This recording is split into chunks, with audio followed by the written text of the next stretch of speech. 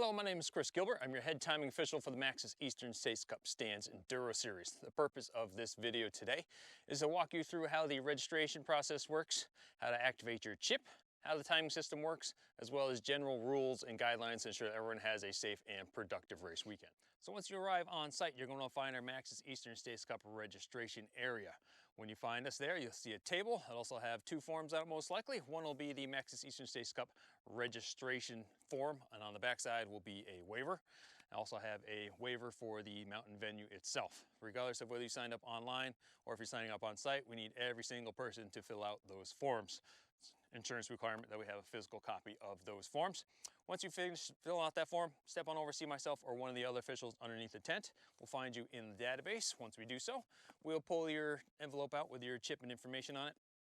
Inside of that envelope, we'll have your timing chip and the elastic wrist strap that you'll use for race day on Sunday.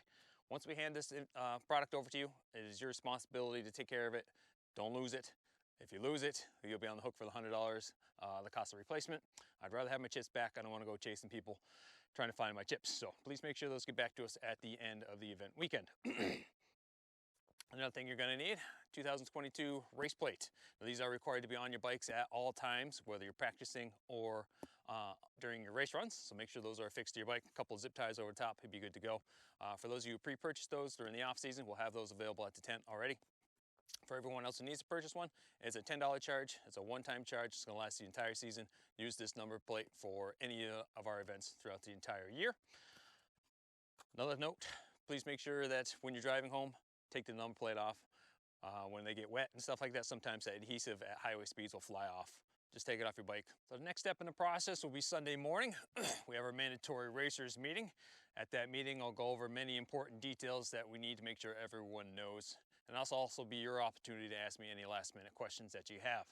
So make sure you show up to your racers meeting with your chip ready to go. At that time, I'll have a pit board with your start times by class. So please remain within earshot of the PA system after the racers meeting has ended. That way you'll hear me announce which class is currently having their chips activated.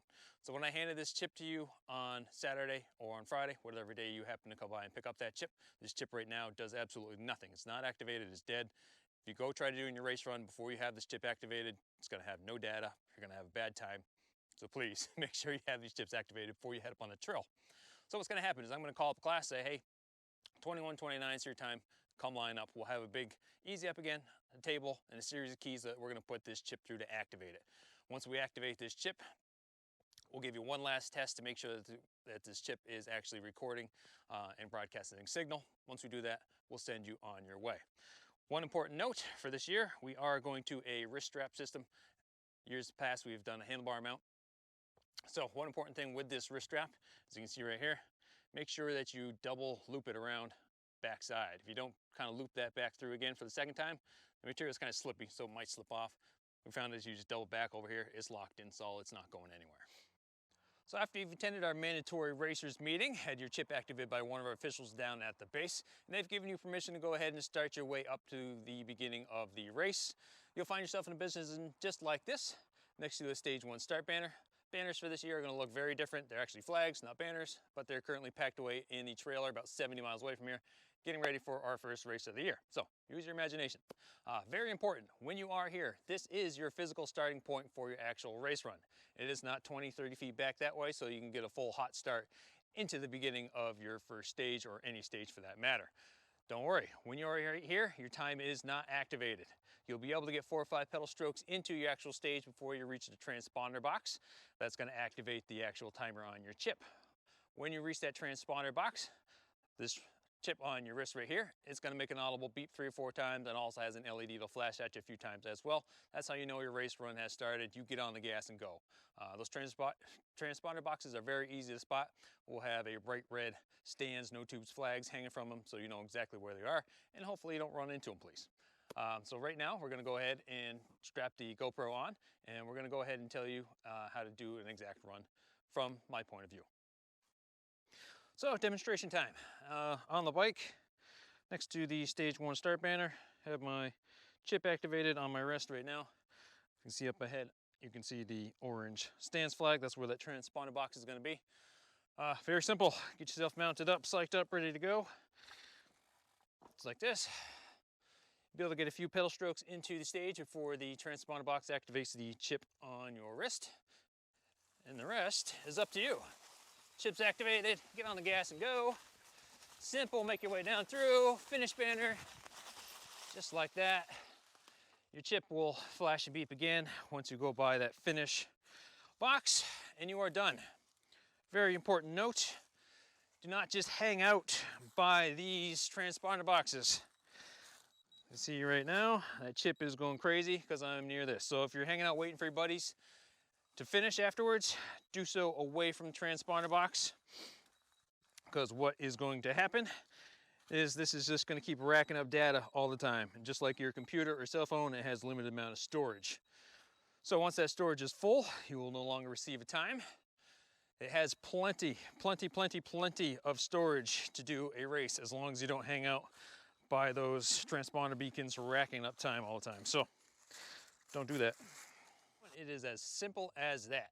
Start at the start banner, roll in, your chip activates, your time is started.